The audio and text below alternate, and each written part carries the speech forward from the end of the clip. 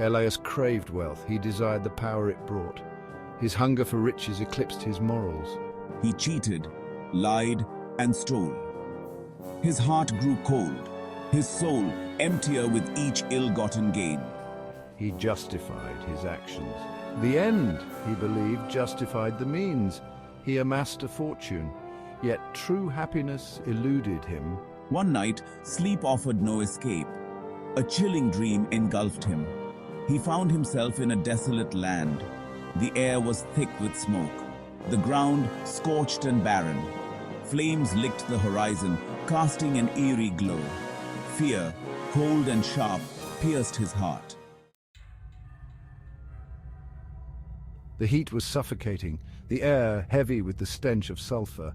It was as if the very atmosphere was designed to crush any semblance of hope or relief. Each breath he took felt like inhaling fire, burning his lungs from the inside out. Cries of anguish echoed around him, a cacophony of suffering that seemed to pierce his very soul.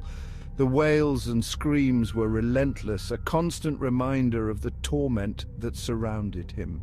He looked down and saw his feet were bound by chains, thick and unyielding. The chains were not just physical restraints, but seemed to symbolize the weight of his past sins, dragging him deeper into despair. The metal seared his flesh, leaving angry, red welts. He pulled, but the chains held fast, refusing to give even an inch. The pain was excruciating, a constant reminder of his captivity. A wave of terror washed over him. This was no dream. The realization hit him like a tidal wave, drowning him in fear. He was trapped in this nightmarish realm with no escape in sight. This was his nightmare come true.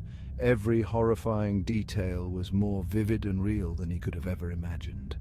The landscape was a twisted vision of fire and brimstone, a hellish tableau that seemed to stretch on forever.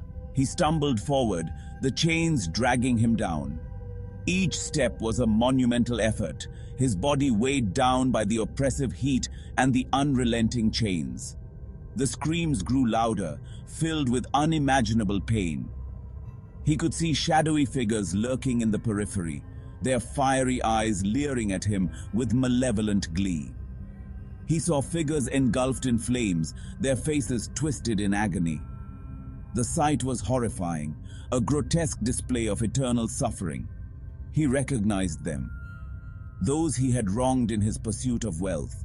Their faces, once familiar, were now contorted in endless torment, a stark reminder of his own guilt and the consequences of his actions.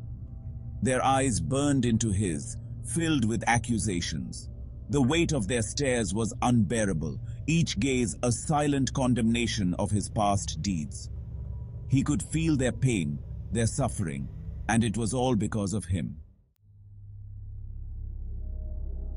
A figure emerged from the flames, tall with eyes like burning coals. His grin revealed rows of sharp teeth. He radiated an aura of pure malice. Elias cowered, his blood turning to ice. Welcome, Elias, to your reward. The demon spoke, his voice a guttural rasp. You craved wealth, the demon chuckled. You sacrificed your soul for it. Elias shook his head, fear choking his words. He tried to speak, to deny it all, but the words died in his throat. The demon's laughter echoed, a chilling sound that seemed to devour all hope. Just when all hope seemed lost, a new voice cut through the darkness. It was a voice unlike any other, resonating with a strength and clarity that pierced through the oppressive gloom. Calm, reassuring, it offered a lifeline. In the midst of chaos and despair, it was a beacon of hope, a promise of something better.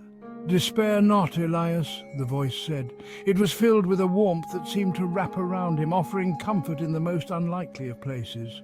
He turned and saw an old man, his eyes filled with wisdom and compassion. The man's presence was almost otherworldly, a stark contrast to the hellish landscape around them. He emanated an aura of peace, a stark contrast to the surrounding inferno. It was as if he carried a piece of serenity within him, untouched by the flames. "Who are you?" Elias stammered, clinging to the faint glimmer of hope. His voice was shaky, filled with a mixture of fear and desperate longing. "I am Zarach," the old man replied, "and I am here to guide you." His words were simple, yet they carried a weight of assurance that Elias had never felt before. Elias felt a flicker of hope ignite within him. Could this be his salvation? The thought was almost too much to bear, yet it was there, a small but persistent spark. Could he escape this fiery torment? The question lingered in his mind, a tantalizing possibility that seemed just out of reach. But with Zarach by his side, perhaps there was a way out of this nightmare. Zarach explained that although Elias had strayed, redemption was still possible. True wealth lies not in possessions, but in the purity of your soul. Elias listened, his heart heavy with remorse. He realized the truth in Zarach's words. His pursuit of riches had left him empty and alone. "What must I do?" he asked, desperation lacing his voice. Zarach smiled gently. You must atone for your sins, Elias. Seek forgiveness from those you have wronged. Live a life of virtue and compassion. Elias, his heart filled with newfound determination, vowed to do just that. He awoke with a gasp, his heart pounding, the remnants of a haunting dream still clinging to his consciousness. The nightmare lingered, a stark reminder of his sins, the shadows of his past mistakes casting a dark pall over his thoughts. But with it came a surge of hope, a glimmer of light piercing through the darkness, offering a chance for redemption. He had been given a second chance, an opportunity to rewrite his story and make amends for the wrongs he had committed. He looked around his opulent bedroom, once a symbol of his success, now a stark reminder of his misguided ways. The luxurious surroundings felt hollow, a testament to the emptiness that had consumed him. He rose from his bed, a newfound purpose driving him. The weight of regret was heavy, but it fueled his determination to change. He would dedicate his life to righting his wrongs, to finding a path to redemption that would bring peace to his troubled soul. He would seek out those he had hurt and beg for their forgiveness, knowing that only through their acceptance could he begin to heal.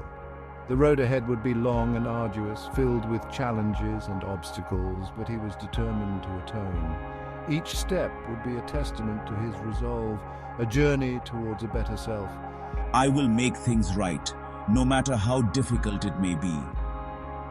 The morning light filtered through the curtains, casting a soft glow on the room, a symbol of the new beginning he was about to embark on. The luxurious bedroom, once a place of comfort, now served as a constant reminder of the life he was leaving behind. He stood there, reflecting on his past, but with a firm resolve to change his future. The journey would be tough, but he was ready to face it head-on, with courage and determination. He started by making amends to those he had cheated in business. He returned their money with interest. He confessed his lies and manipulations. Some scorned me, their anger still raw. Others, though hurt, found it in their hearts to forgive.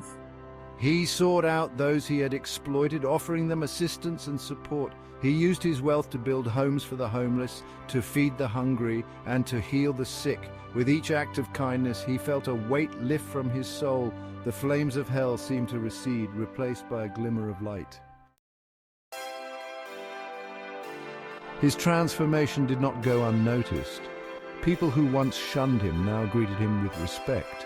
He saw the suspicion in their eyes replaced by admiration and trust. He had traded his wealth for something far more valuable: redemption. I found joy in the simplest of things. A kind word, a shared smile, the laughter of children.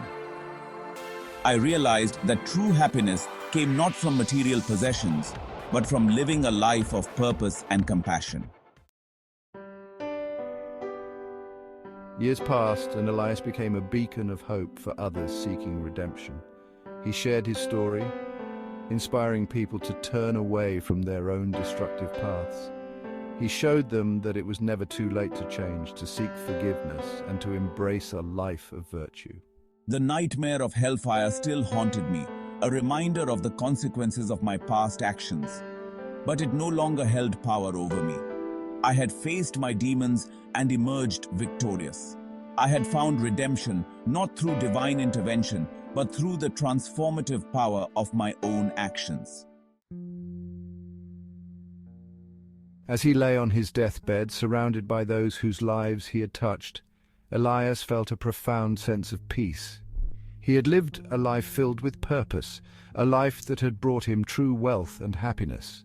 I closed my eyes, ready to face whatever lay beyond. I had found redemption, and in doing so, I had discovered the true meaning of life. It was never too late to change. Forgiveness and redemption were always within reach, waiting for those courageous enough to seek them.